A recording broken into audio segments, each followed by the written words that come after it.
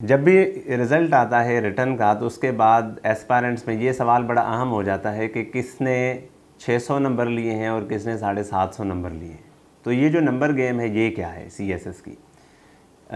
PCS और CSS दोनों या कॉम्पिटिटिव एग्ज़ाम की नंबर गेम 4 चीज़ों के अराउंड रिवॉल्व करती है। उसमें सबसे पहला रोल होता है एमसीक्यूज़ का। जो सीरियस एस्पायरेंट्स हैं उनके 20 में से 15 एमसीक्यूज़ एवरेज ठीक होते हैं। तो आप इसको 10 पेपर पे मल्टीप्लाई करेंगे तो दैट वुड बी 150 मार्क्स। जो बिल्कुल नॉर्मल एस्पायरेंट है जो कि सिर्फ इसलिए इम्तिहान देता है कि यार मैं ट्राई करके देख लूँ कि ये इम्तिहान होता क्या है, तो उसके 8 या 10 एमसीक्यूज़ ठीक होंगे।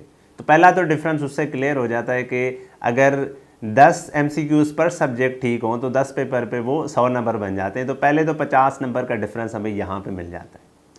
दूसरा डिफरेंस हमें मिलता है जनरल साइंस एंड एबिलिटी में। अब जी के 1, 2, 3 पाकिस्तान अफेयर, करंट अफेयर और जनरल साइंस एंड एबिलिटी, हालांकि मार्क्स तो तीनों के इकट्ठे काउंट होते हैं, लेकिन मैंने देखा है कि जनरल साइंस एंड एबिलिटी एक ऐसी एरिया है जिसको लोग अच्छे तरीके से प्रिपेयर नहीं करते। अगर उसको करें तो भी वो एक नंबर्स में डिफरेंस क्रिएट कर सकते हैं। एवरेज लोगों के आप नंबर चेक करें 32 से 40 नंबर होंगे, हार्डली वो उसमें पास होते हैं।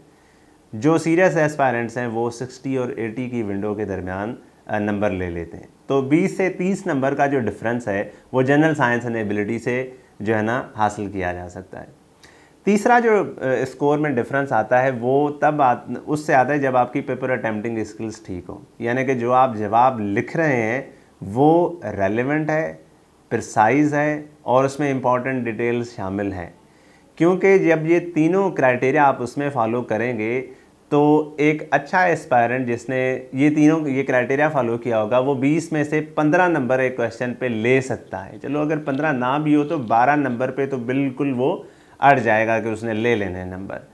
तो ये एक सब्जेक्ट पे अगर हम कर लें तो 4 सवाल मल्टीप्लाई करें 12 नंबर से तो ये 48 नंबर बन जाते हैं। उसके बरक्स हम देखते हैं कि जो वो एस्पायरेंट है जिसने पेपर अटेम्प्टिंग की फिनोमेना को देखा तक नहीं होता, उसके 6 या 8 नंबर आ जाते हैं। तो उसके पर पेपर 32 नंबर आ जाते हैं और दूसरे कैंडिडेट के 48 नंबर आ जाते हैं।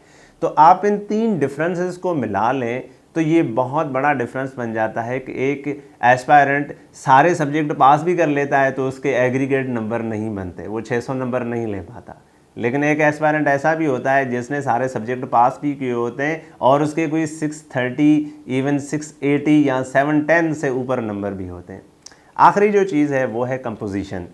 कंपोजिशन भी एक ऐसा सब्जेक्ट है जिसमें अगर एस्पायरेंट्स ग्रामेटिकल, क्रैमिंग और स्किल्स वाली चीज़ों को फोकस कर लें तो उसमें भी 15 से 20 नंबर का एक डिफरेंस क्रिएट कर सकते हैं, जो कि at the end of the day group की एलोकेशन में भी डिफरेंस क्रिएट करता है। फॉर एग्जांपल मुझसे जो 5 नंबर कम है वो फिर इनलैंड रेवेन्यू सर्विस में या पाकिस्तान ऑर्डिनरी अकाउंट्स में नॉनदलेस ज़बरदस्त ग्रुप हैं और एलोकेशन भी है लोगों की। लेकिन आपके जो डिज़ायर्ड ड्रीम्स हैं, डिज़ायर्ड ड्रीम है कि आपने एक डिज़ायर्ड ग्रुप में एलोकेट होना है, उसके लिए इस नंबर गेम को आपने लाजमी ज़हन में रखना।